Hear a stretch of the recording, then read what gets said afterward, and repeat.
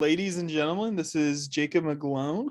His Party Room Film Festival film for this year was Meaningless McGlone Fever Dream.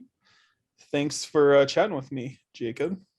Hey man, what's up? Not much, man. So let's get into it. Meaningless McGlone Fever Dream. When you first heard the word meaningless, what was your first reaction? Like my initial reaction for that was that I would just fill like 4 or 5 minutes with just random shots and random dialogue, and just let that kind of ride. But not to derail the interview already, like 30 seconds in, but like so whenever they first started the film festival, like the first year, like point zero, it was a bunch of the guys watching their old films, and they invited me because I had acted in like 80% of them.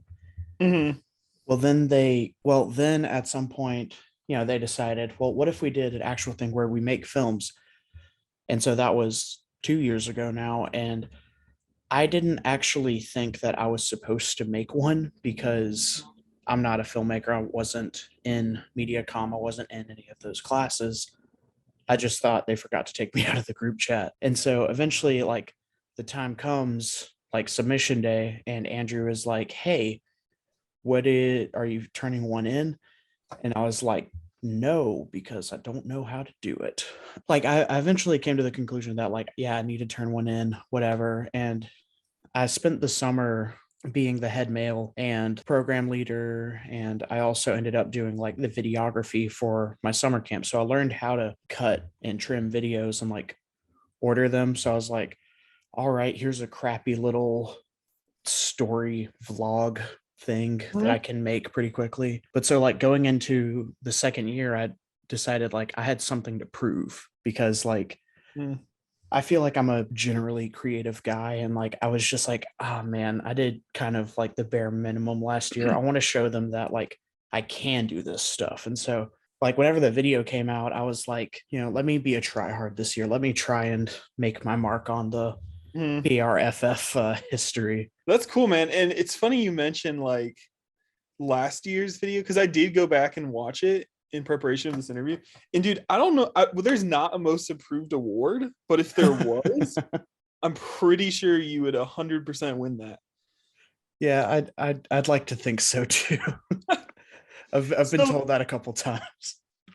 so like, I mean, you had to learn. I mean, you said you knew Premiere a little bit. Did you have to like learn After Effects and stuff too? No, actually, I only knew Windows video Oh, editor. Windows. So I learned Premiere this past year. I learned all of it. I learned some After Effects too. Lots of what's it called? Masking and layering Yeah, to do the clones and stuff like that. Definitely did a lot of learning for this past year. I know. Did you enjoy it, learning all that? I definitely, yeah, I'm glad that I have that knowledge now because I can apply it to everyday life. But I don't know, like I enjoyed creating it. And because Madison was off at my fiance Madison, my fiance, she was off at camp, so it was nice to have something to like just distract from the fact that she wasn't there. So like I was just learning and editing and just pouring a lot into it just to keep my mind off the fact. Have you noticed? This is maybe the questions are a little out of order for me, but did you talked about the first year? Like I feel like everyone just brought their A game this year. I mean, did you feel that the overall level was a lot higher than last year? Oh yeah, absolutely. I mean, everybody improved. I think. I mean, this sounds mean, but like I'll say everybody improved except Sam. Like Sam still like but that's just because he was already at that high level, and we just like got on his level this past year. Right. We just met him on his plateau. Yeah. So like I don't know. I think everybody was just a little bit more like, okay, I can do that. And that so I think everybody just kind of decided to go hard like this past year. Was there a certain film last year that you watched that maybe was Sam's that you were like kind of inspired this year? Like, oh, that's the formula. Like did you take inspiration from any of those films or how they did it? I'm actually gonna say no to that. Because I wasn't really trying to like I did have something to prove to everybody, but it wasn't that I wanted to try and like copy a film and like do what they did. So part of the reason that I called it, meaningless colon McGlone fever dream is Mhm. because this film was actually, or like the script, the whole concept of it came to me during a fever dream. I had just gotten my second COVID shot, like my booster shot.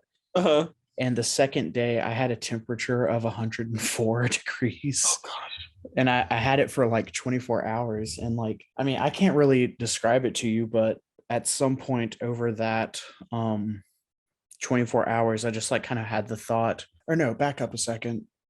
I was writing letters to Madison that she would read at camp. And Mhm. one of the letters I wrote, I said something along the lines of like, I hope you and future Jacob are happy. I know he's happy. I'm kind of jealous of him. And then I got my COVID shot. And like, I guess I just fixated on that one note and that thought. And I ended up like kind of watching the film in my head. And, Really? but besides like a few minor shots, like I basically just recreated what I saw in my head. Um, So what was the process like? Did you see it in your head and you wrote it down right away, or it's very weird. I know how douchey this sounds like because it's like God just used me as His vessel to it's not that, but I don't know. It was just the whole concept of it, and I like kind of watched it and in my head, and it was all about like how I would like go to the future and like the different ways that I would mess up that marriage and stuff like that, and then how those things would obviously happen to me because past Jacob would get after me. And so, like the day after it, I think I messaged Zach and said, like, this would be a weird film idea, not even for like the Party Room Film Festival, but just like, wouldn't this be a fun movie to watch? And uh-huh. so, after like kind of like shooting it towards him, I guess I like kind of fleshed it out a little bit more. Did you have that before? Did you have the fever dream before you got the word meaningless, or was this during that 2 month span? No, so I got my COVID shot before the video came out, and I kind of thought like, that's just something that you like tell the guys. You just kind of, you're bull crapping around and you're just like, wouldn't that be funny? Wouldn't that be funny? I don't know, it just kind of stuck with me. And then when I got meaningless, but like I never had the intention of actually like trying to make it or write this movie. But then when Mhm. I got meaningless, like I kind of went through it in my head and thought like, okay, well, the entire film is pointless because he just ends up right back where he started because, he just ends up back in the past before anything happened, which means the whole thing is meaningless. And so that's when I was like, you know what? Let me try and see if I can make this weird fever dream that I concocted. Yeah, that's cool how I think, not to talk about myself, but I think we approach it in a similar way where it's like we kind of had an idea and we just kind of made it work with the word. Because when I first heard rotten, I was like, oh, like rotten fruit or whatever. But Mm. I'll force it to be something original. And I think you did that with McGlone Fever Dream. So you said, I want to touch on, you said your first idea was just a bunch of random shot. That was your very first idea before you kind of went with this. Like before I had like settled on, yeah, let me go with the meaningless, like before I went with the concept that I did go with, I feel like what would have been expected for the meaningless category would have been like, all right, picture of a guy eating an apple, Uh-huh. video of a guy just screaming at the top of his lungs, video of guy doing belly flop, just like a bunch of random bull crap to fill the span of like 4 minutes. No, Like, dude, what you should have done is made it 8 minutes. The yeah, full 8 minutes of that. I don't think I have I have a stomach for the awkward like pauses and stuff, but I don't know that I could have done like 8 minutes of just the same joke over and Right. over again. Cause like it does hit a point where it's like not funny and then becomes funny again because of how unfunny it is. But like I'm not one for that type of comedy just because it makes me uncomfortable. I kind of like that comedy. Yeah. Personally. Okay, so who helped you film? Because I watched it a few times and I saw, did Madison help you film? So filming this was I used a lot of tripods, a Mm. lot of tripod work just because again, Madison was off at camp, so I couldn't really rely on her. Mm. My little brother, who is the host in the Luigi scene, and he is also my stunt double for the fighting scene. He helped me out a lot with getting some of the shots. And then whenever I was at Sam's, we did end up using. And then when I was at Sam's, we did end up using that sounds so awful. Ellen helped us out and would Mm. do stuff, but again, just like kind of propping the phone up for tripods.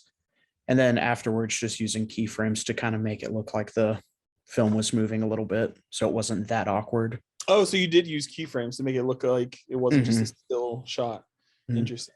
I will say for the 360 shot, that shot sucked and took the most amount of time. Like for that shot, I just knew that like there had to be some type of like sci-fi doing the science, hitting the books, creating time travel. But I didn't want to do like a 3-minute 70s montage of it because like I only have so much time. I had just watched a Hunt for the Wilder People by Taika Waititi, and he has that like same shot where you kind of Mhm. see them yeah, you know what I'm talking about. And Oh, I in just the forest. they're in the forest, and like you get to see like the cops are like after them. It's a really good way of showing time passing by. And so I thought, you know what, that would be really cool. But I couldn't find a 360 robot gimbal basically because, or let me rephrase, I couldn't find one for under like $300. So Mhm. what I found was this thing called like an API Genie, and it was a phone holder that's like meant for TikTok, and it Mhm. can do 360 degrees. But what it's used for is it's used for face tracking. The phone is connected to the robot, and the phone is saying, my face is right here. So the robot turns to follow the face, but it didn't Right. have an automatic switch. So what we ended up doing was putting my phone in the robot to film, but connecting my little brother's phone to the robot. And my little brother was holding his face to like the left of his camera. Oh, So it really? was it was telling the robot, keep turning left. You're not the face isn't in the center. You have to keep turning left. And that might be the first facially controlled cameraman in the history of cinema. I'm just saying. Dude, that is genius. It And took way more effort than it should have. so how long did that scene take to film? So it was like one day of filming technically, but there were a couple like I tried getting it with just a regular tripod, but Mhm. it was obviously too shaky, and then sometimes it would be too fast, sometimes it would be too slow, so it was just unreliable. And then I got one of the robots and it was only like $30, something Mhm. that I thought like that's a really cool thing for only $30 and I can always return it after. I got it and we did like 2 rotations of it and then it like broke on me. It just crapped out. Mhm. And so I like kind of gave up on it for a little bit, but I decided to edit them together, like just the first two where it's like him walking in and him at the books and him at the whiteboard. And I was like, oh, that actually looks really good. And I decided, like, all right, you know what, screw it. Let me try again. And so I ended up buying another one, like another $30 Wow. robot, because I was like just that dedicated to that shot. It probably took about an hour to film that shot because what we would do is like I basically told him just keep your face right there. That way it would keep the same momentum. That way I would let it go around like 2 or 3 times while I was doing it. And then I would get in the next one 2 or 3 times, get in the next one 2 or 3 times. Yeah, it that shot definitely took a long time. Mhm. For sure. Yeah, the reason I ask is because, in preparation for this interview, I watched it a few times, the whole thing. And there's so many moments like that, like this, the circular, the when you have your time travel device, you appear, disappear, the shot angles. I was like watching, I was like, you could really like I mean, I don't know if anyone's dived and dissected as much as I have, but it is a very smart film, man.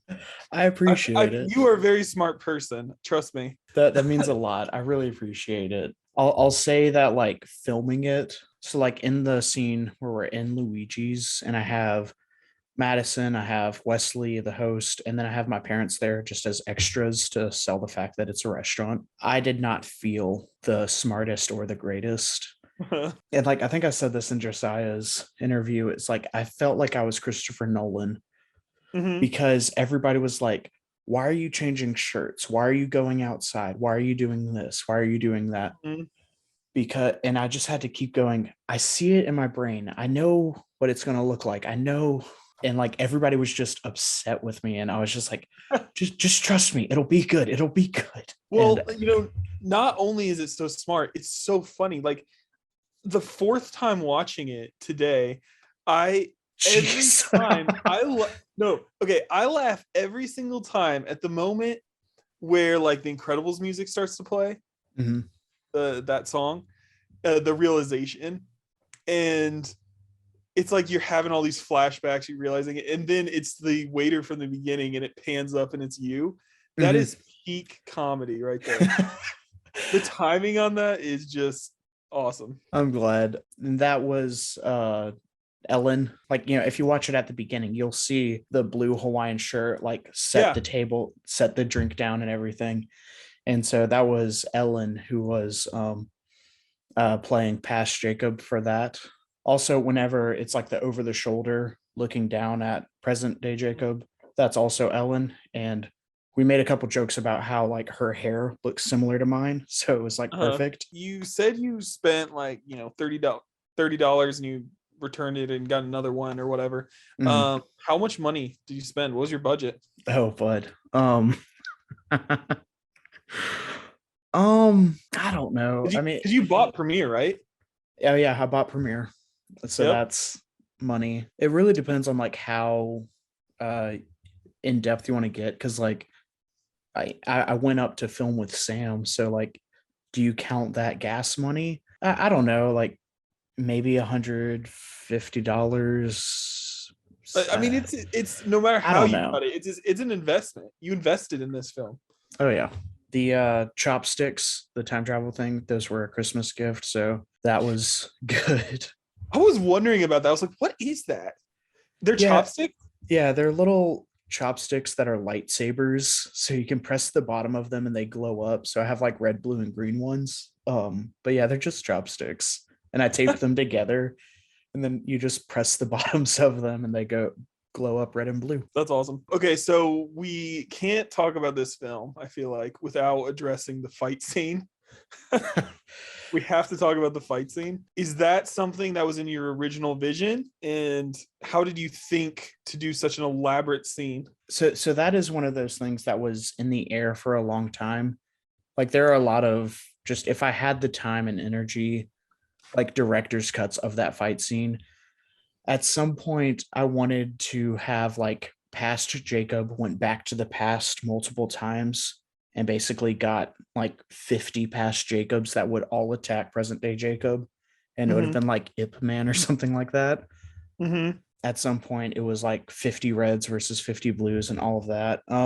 At some point, I decided, like, what if I wanted to be lazy and it was just like blue and red are running at each other and then it just like cuts to black and then or like they both like rip their shirts during a fight and it cuts to black and then Jacob in an undershirt goes and sits with Madison, so you didn't know if it was past or present who actually Oh, won. Like there were a lot of weird little things, but in the end I figured like it'd be really cool to just again be a try hard, prove that I can do these films, um prove that I can rub elbows with the high bridge winners and whatnot. I knew that I wouldn't be able to do a good job choreographing a fight scene. So I figured, all right, well, let's just copy one shot for shot from a movie. So that is, and I believe I've said this, but that is the fight scene from Captain America, the Winter Soldier, when it is Captain America versus Bucky for like the first fight, just shot for shot, completely copied it. Really stupid thing on my part is that my little brother and I learned that fight, him as Bucky and me as Captain America. And we spent like 2 hours learning the whole fight just for us to realize, wait, I need to learn both parts. And like, I need to learn, and like, right. there's no point in us learning this whole thing when it's dissected into like 80 shots or something crazy like that.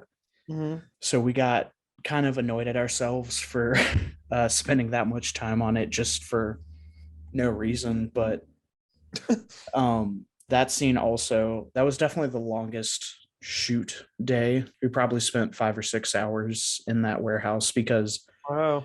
we had to keep like, all right, let's watch it. What are they doing? Right hand here, left hand here. Okay, shoot it like 4 or 5 times just to check, then switch shirts because then so there was definitely that was the most involved, that's for sure. Dude, it's pretty impressive. Like for real. I It appreciate it. I was pretty impressed when I was watching. I was like, I mean, I feel like it took the entire Party Room Film Festival 2 and brought it up a notch. Like you were talking about Sam doing that last year. I feel like you did it, you're the one that did it this year. I hope so. It definitely it's definitely great to like hear that type of praise because there was definitely a lot of effort that it went into it.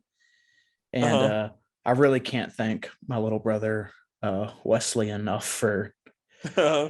putting up with that because again, like 5 or 6 hours in this gym, and we weren't allowed to turn the air conditioning on because that would have been a waste of air conditioning. So yeah, it was. I definitely couldn't have done this film without him. That is one of the. If I had more time, like in that fight scene, you can definitely tell when I was copying somebody and when I made my own choreography. Mhm. Um, and so, like, if I had more time, I definitely wish I could have, I don't know, had something in the latter half of the fight that lived up to the first part of the fight, just because I feel like it's very anticlimactic. I mean, I, I didn't even see that at all. I thought the whole fight was awesome. I appreciate it, buddy. So, are there any Easter eggs or fun stories? I mean, I know you told me a couple, and I've even Mhm. noticed some going through it. But Yeah. I think we actually said in your episode, the sexy calendar. I was gonna ask you about that. Yeah. Yep.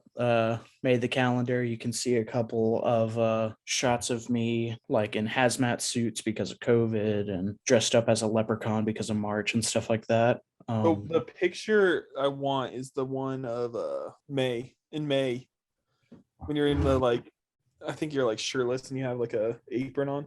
I mean, here I have it right here. Madison won't take it home, which is Did really you make sad. that for her? Yeah, it was a Christmas present, and she did not find it funny.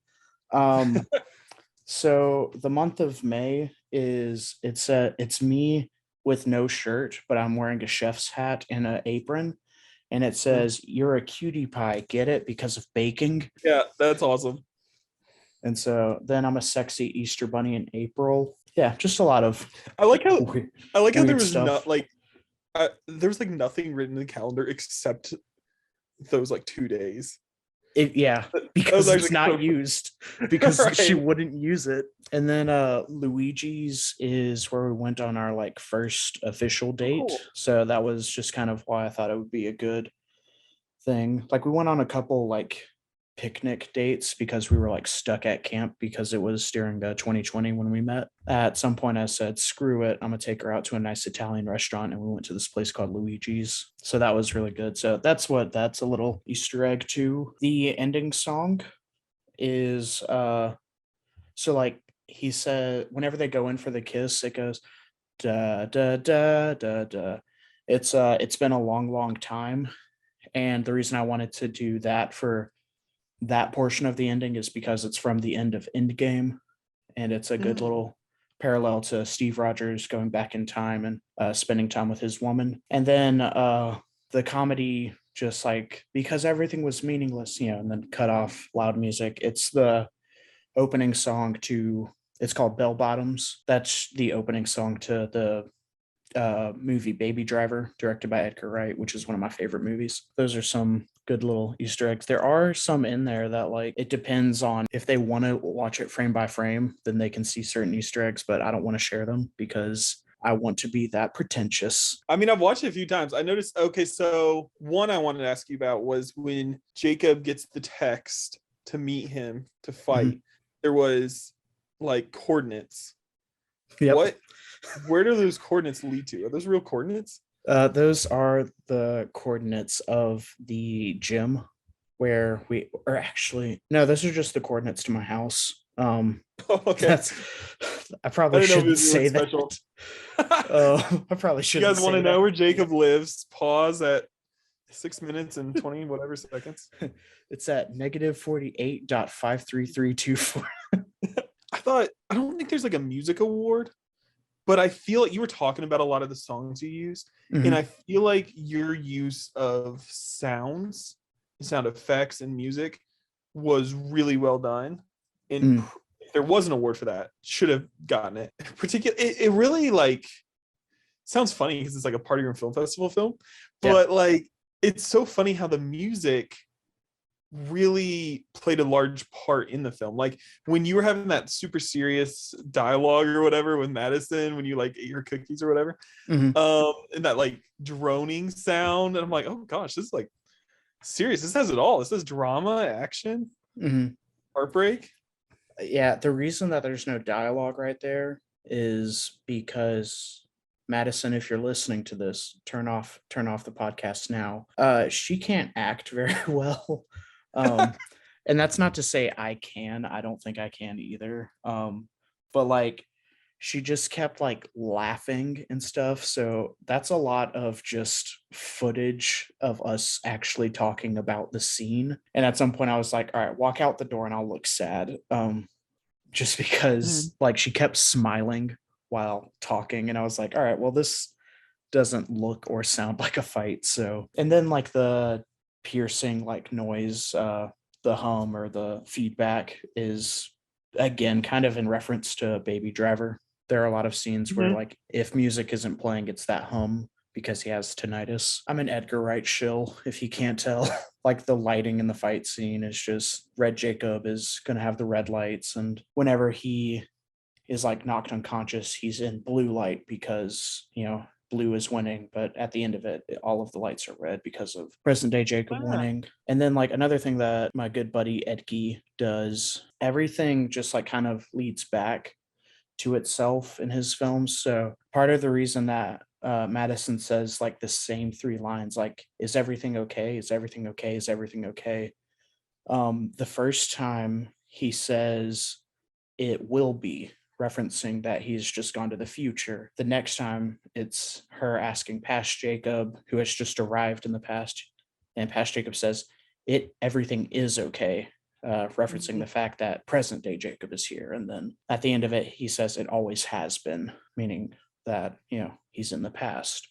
And so I don't know. I thought that was like just a cool little way to go like past, present, future with it. Have that recurring theme. Yeah, that's cool. I like that. It actually funny you saying that. It adds more depth to to the film even than Yeah. what I even noticed. Yeah, unnecessary depth is definitely the brand that Edgar Wright goes for. It's like, is anybody going to notice this? No, but it'll be cool for me. We talked a little bit about your film. Let me ask you this: Mhm. How did you like how did you like the reception in the room? I mean, it won the award for best critics choice. It won meaningless category. It won second place. I mean, that's a pretty good reaction, right?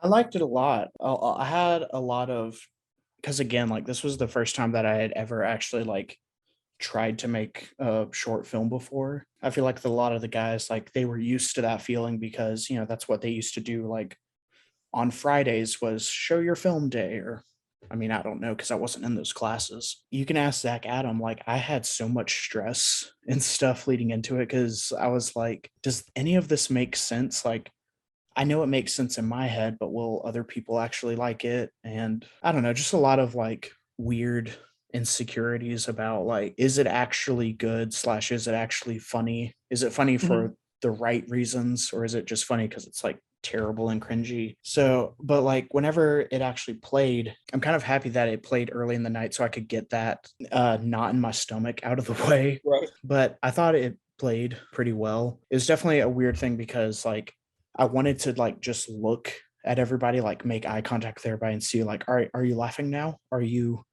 paying Right. attention? Well, you've seen your film. You want to see their reaction to your Yeah, film. yeah, but I can't just sit there like not blinking, staring at Zach Adams' face. One thing that I did catch was I think Paul picked up on the blue Jacob in the background of whenever they're walking in the door to Luigi's. I think he picked up on that because I looked over and he like kind of pointed and started laughing.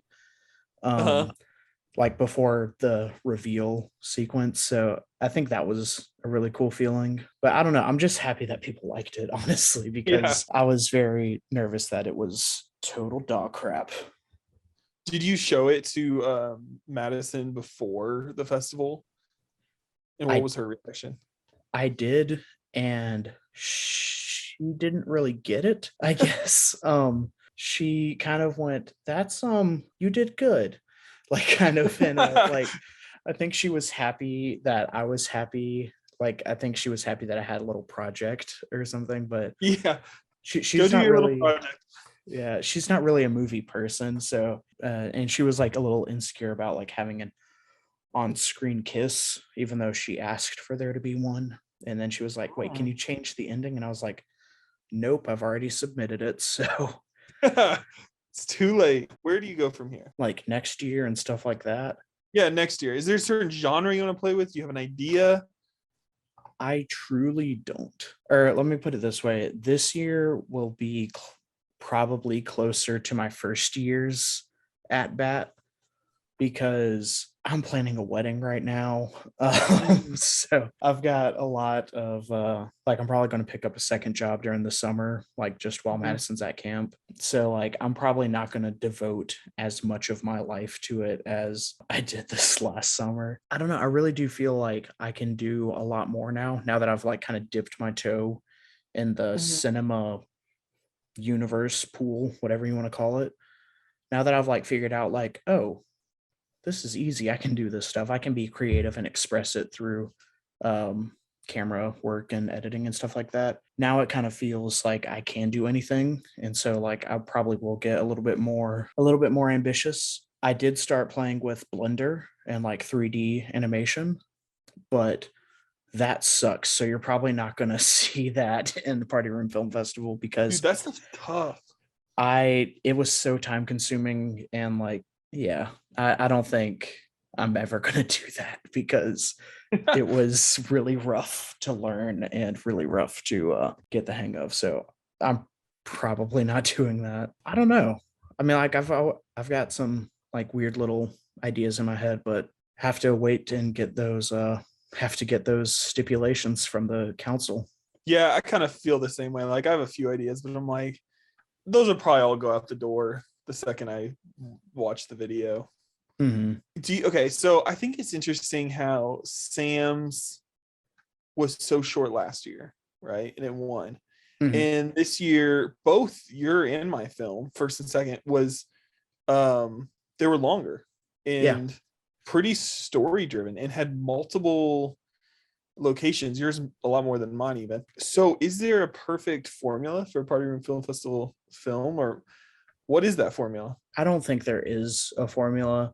I think that if you're gonna do like a longer film, I think it needs to like move, like have a lot of cuts in it and just keep moving, have different stuff popping up on screen because we as the human race in the year 2022 we just get so bored so quickly. So I think we have to like I have agree. quick cuts or it can just be short, sweet, and to the punchline. It's difficult to answer this question because I've asked it to 11 people Mhm. and they're all like, yeah, shock factor. And like, I feel like I'm just biting what they said by saying, I mean, yeah, shock factor. Do something really bloody, do something really But grotesque. your film was so successful, and it what's fascinating is that like I mean there is a shock factor I suppose of like like the reveal and like but not it's nothing super extreme. I mean the fight scene's extreme. Mm, It's almost like what your shock factor was how all in you were. yeah. If that makes sense. Can I be honest with you? I've heard so many people say that the shocking thing about my film was that I made it. Come on, guys. I am a No, I don't mean creative that. genius. I can do anything.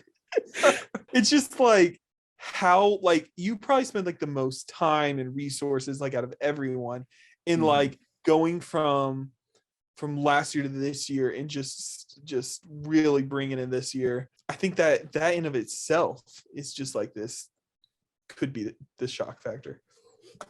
I definitely think so. I mean, I think everybody could tell that it was something that I worked hard on. Yep. So I definitely think like that's probably good because like I can't remember whose interview I said it to or if it even made it into the interview, but like to some degree, these films are like a love letter to the nerd group, like to the rest of the festival, to the rest of the festival members, because it's like, hey, look, I didn't have much time, but I made this because I wanted you to enjoy it for a night. And so like I think that is probably something that can go a long way, whether it is like has to actually do with the script or not. I think that, maybe just people seeing the effort that you put into it, like can make them enjoy it more because they know that you did it for them. Yeah. Yeah. Also, before, because I feel like we're getting close to wrapping up, I need to make sure you said a lot about like the score and the sound effects for the film. That's all Levi Simonton. I Venmoed him like $50. And I said, oh, yep, there's some more for the budget. I sent him like $50 and said, hey, here's my film, and like emailed it to him I love that. and said, here are like a list of things that I need, but beyond that, I just want you to do whatever you want. Mhm. And then he sent it back to me like 2 or 3 days before like the due date. And like the song from The Princess and the Frog, that's him. The Incredibles, that's him. All of the knife glints and the background noise, like whenever you're at the bar with me and Sam, or I love the that. like the plates clinking whenever we're at Luigi's, like all of that is him. So all That's of that awesome. praise needs to go to him. Well, it I think that $50 was worth it, man, because it added another layer. Like just like you guys in like a living room and you hear like club music softly in the background. Mm-hmm. Something about that just added another layer of humor Mm-hmm. that I didn't get from many of the other films. It was just, I can't describe it. Like I had something that was presentable. Like I had something that I think was good, but I gave it to Levi and he just turned it into gold. Like I can't describe it any other way. Like he took it to such another level. I've told him, I was like, if you join the festival in like the coming years, I need you to like still be able to do audio for me because Mm-hmm. I don't understand it and you do. So What do you think is like the perfect festival size? Like, would you add more people? Would you keep it small? that's difficult because, there obviously are people like, we want to add, you got to think about like, and not that everybody will use all 8 minutes, but if we were to do like just the 12 people, all of them use up their 8 minutes, that's 80 plus 16. 1 second. That's 96 minutes, which is like an hour and a half. I don't think I did that Yeah, right. something like that. That was Yeah, impressive. but it's like, yeah, I do math really weird. My girlfriend hates it and she's a teacher. Fiance, sorry. Um, I still got to get used to that. As much fun as it would be to have like, 30 nerds in a group that were all doing it, like I don't really want to sit there for 3 hours watching the films. Mm. So I would prefer to keep it small, I guess, not out of exclusivity or anything like that, but just out of, I don't know. It's great for a night. It doesn't need to be Mm. like a super long, like 3 hour endeavor, because I feel like at some point it does get a little tiring. But I wish it would have stayed at 10. I wish that Aaron Winarowski didn't join this year because then I would have won. That's what you're looking for, right? Dude, you'll take it next year, I'm sure. Nope, I don't have the time. But the year after this year, The year after. yeah, Look I'll get it out in for 2024. 2024. You heard it here first. Yeah, 2024 is Jacob's year. Okay, so is there anyone, I like this question you've been asking other people. Do you want to call anyone out?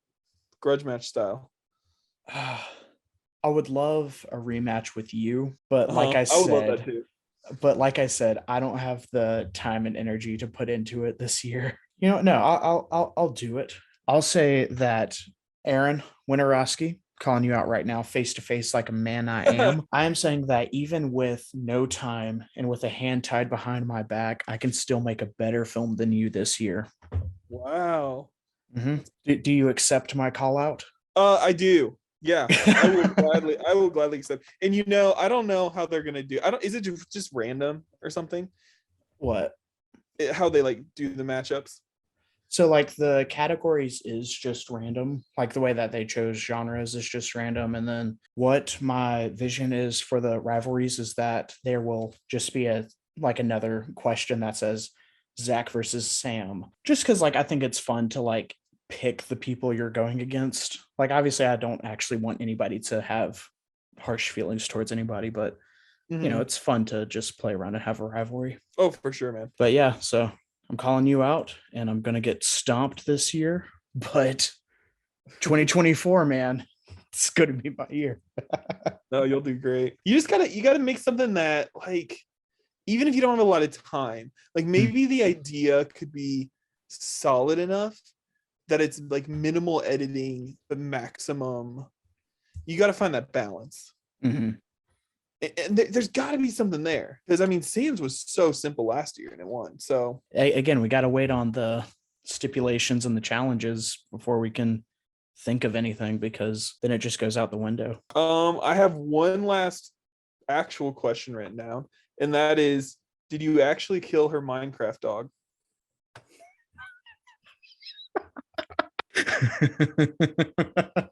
um so I guess that's a bit of an Easter egg within itself as well. The reason that I know that would break us up and cause a huge fight is because at one point I taught her how to play Minecraft and we would be playing Minecraft together. And so the Minecraft dog AI, they attack whatever you hit.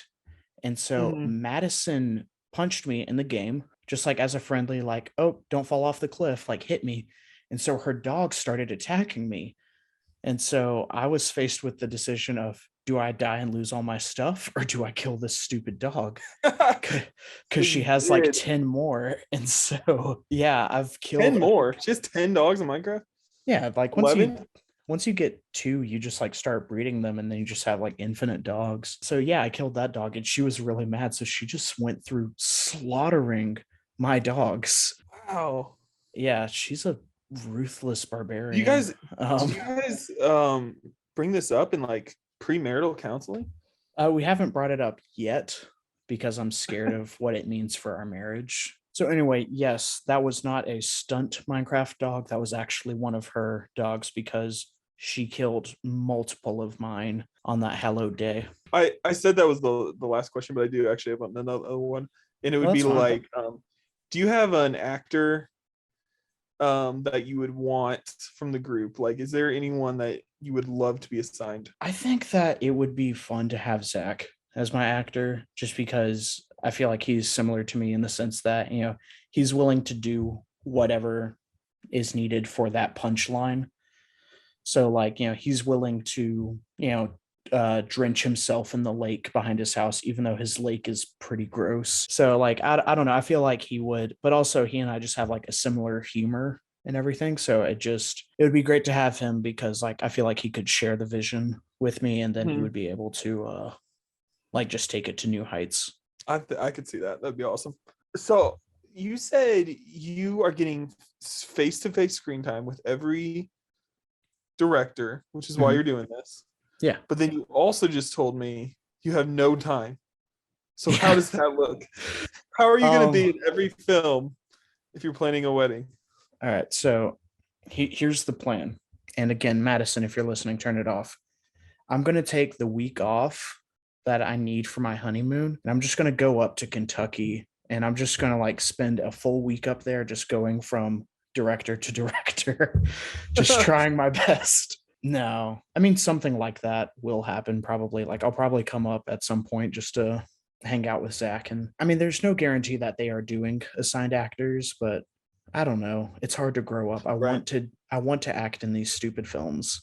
Mhm. Like it's just so much fun to be on set with guys and just make something. I can probably be convinced to make the trip. Yeah. This not to get like super sentimental or anything, but just the group of guys is just really special, and I think it's just a really cool thing that we're all doing. But we're definitely blessed. Like, there's definitely something special about this group of guys. Like, because everybody just brings something unique, and this group would just like it wouldn't be this group if any of them weren't there. And I feel honored that I get to be a part of it because I don't really know why I'm a part of it because I'm not a filmmaker and I'm not. Hey, neither is like Trevor and is it you and Trevor? Are you the only ones? It's me and Trevor, yeah. But I mean, Yeah. he made Area 50 Love, which is like nerd. Oh yeah. So I'm sorry, Trevor, if Yeah. you heard that. Trevor was a monument to the Party Room Film Festival before the festival began. He is why the festival began in a lot of ways, right? I mean, sometimes I mean, that's part of it. Andrew himself said so. Like, he's like the grandfather of the festival. But yeah, no, like, I don't know. It's cool that I get to be included, especially because like I am the youngest guy in the group. It's Yeah. like nerd 2016, 27, no, nerd 2015 to 2016. Like that was my freshman year, and I'm pretty sure that's what this group consists of is nerd 2015, 2016. That is funny that you say that. It is like a very pinpointed Mhm. year or two, right? Yeah. I mean, like Trevor wasn't on the hall when I was there because he was already married. What a loser. Mhm. Everybody on the hall is in the group like from that year. So I mean it's definitely the golden age of nerd because it's the only time I was there, but because I'm a dropout. Hey, nothing wrong with that. Well, thanks for chatting with me. I really appreciate it. Yeah, dude. Thank you for taking the reins as host because I wasn't really sure what else to do. Yeah, no, you're good. Hopefully, I did like a half decent job. I No, hope. dude, you did amazing. Because like I hate talking about myself, and like I don't know, just good to talk face to face. That's why I chose you, is because you're just a easy guy to talk to. So thank you very much Awesome. for indulging me. Yeah, no problem, man. Yep, You gotta do this again next year too. Are you planning on it? we will see because it definitely does take up a lot of time to Mm-hmm. like figure out when to interview people and when to Mm-hmm. like when do I have time to do editing and stuff like that. Mm-hmm. Maybe next year somebody else picks up the reins. Maybe that's your calling next year. Maybe you are the Mm-hmm. host for season 2. Well, I will say we could like. I mean, I know you had this idea. I don't know when was the first one. January? No, before then. I don't know, but we could like spread it out even more, like from Mhm. end to end. Somebody with better thinking would have done that. I just figured I didn't really think No, about it much. I it's just fine. I didn't think about it much. I was just like, I think it'd be cool. I think guys would enjoy this to hear about No, Aaron's no, film. it's been awesome. It's been awesome hearing everyone. Mhm. This has been No. the PRFFP triple P. Figure out what that means. And we're just hanging out. Hanging out with my family.